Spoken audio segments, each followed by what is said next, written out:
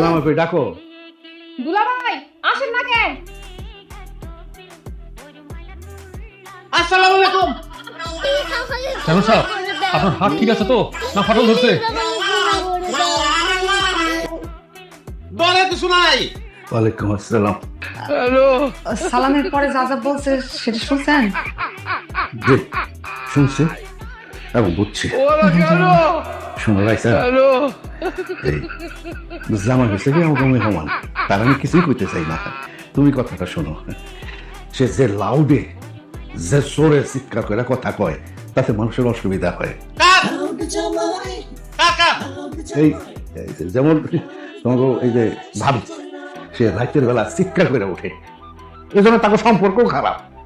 তো তার মানে তোমার ওই স্বামীর জন্য যদি কারো অসুবিধা হয় এটা তো ঠিক না। তুমি কাজ করবা, তারে